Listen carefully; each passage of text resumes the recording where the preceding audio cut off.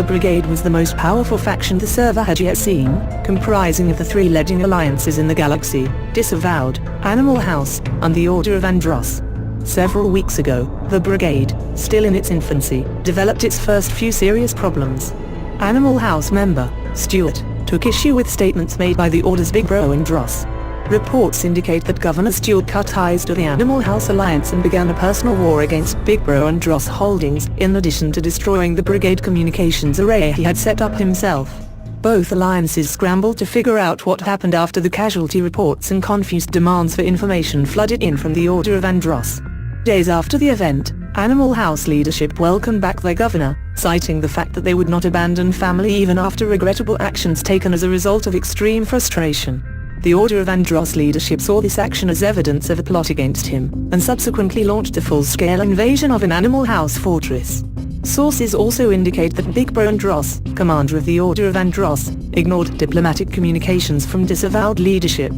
Frustrated with being ignored, but not about to take sides, Disavowed Commander Andross declared neutrality for his alliance in this affair. So, after several wars and the formation of the most powerful force in the galaxy, the Brigade was fractured by the failure of diplomacy between alliances and mixed with the volatile combination of passion and short-fused tempers. Reports from the Order of Andross leadership indicated that their offensive would end with the invasion of the single Animal House fortress. However, intentional or otherwise, members of the Order launched attack fleets against Animal House holdings, fatally shattering the unity of the Brigade shortly after it had been formed. With the collapse of the Brigade, realization of galactic stability was impossible as the Order of Andross declared ultimatums which the Animal House Alliance dismissed categorically as personal vendettas rather than diplomatic solutions. The conflict did not last very long, however, and a peace treaty was reached between the two alliances. Despite the peace, Animal House withdrew from the Brigade faction.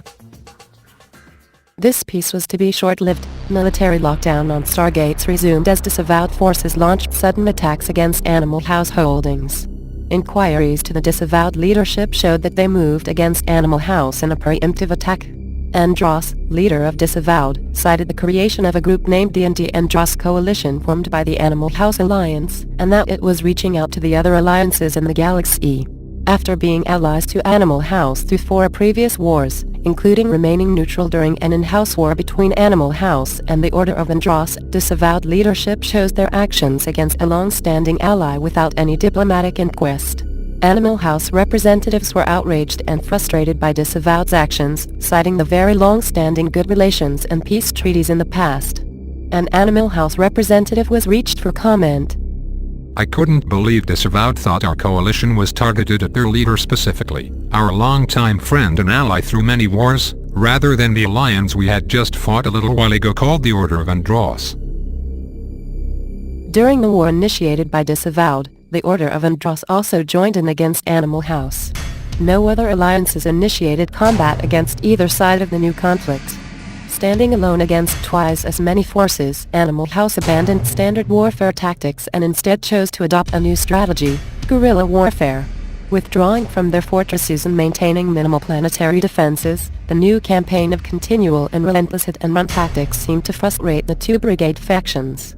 Records show that former Animal House fortresses were captured by Brigade factions and then donated to the Cygnus Alliance. As Animal House planetary holdings fell below a third of the Order of Andross statistics, representatives from the Animal House Alliance were very pleased with their war efforts and damages inflicted upon Brigade forces. Citing the continual victories over Brigade fortresses and giving praise to several of their skilled governors, Animal House representatives were quick to assure the public that they had no intention of surrendering and were in fact looking forward to seeing what they could do. Reports indicate that when the Order of Andross lost their fortresses to Animal House, they immediately reclaimed the fortresses given to the Cygnus Alliance. Additionally, Cygnus sources note that there was little to no notification or warning before the Order of Andross fleets assaulted the fortresses. Cygnus retaliation did not persist for long, however. Not more than a week later, however, the Brigade factions and Animal House Alliance had finally achieved a diplomatic understanding. War had once again subsided. While unwilling to rejoin the ranks of the Brigade faction, Animal House has occupied the Gallian and Valnev fortresses. Together, Brigade factions maintain 6 fortresses, while the Animal House and the Entity Alliances hold 2 fortresses each.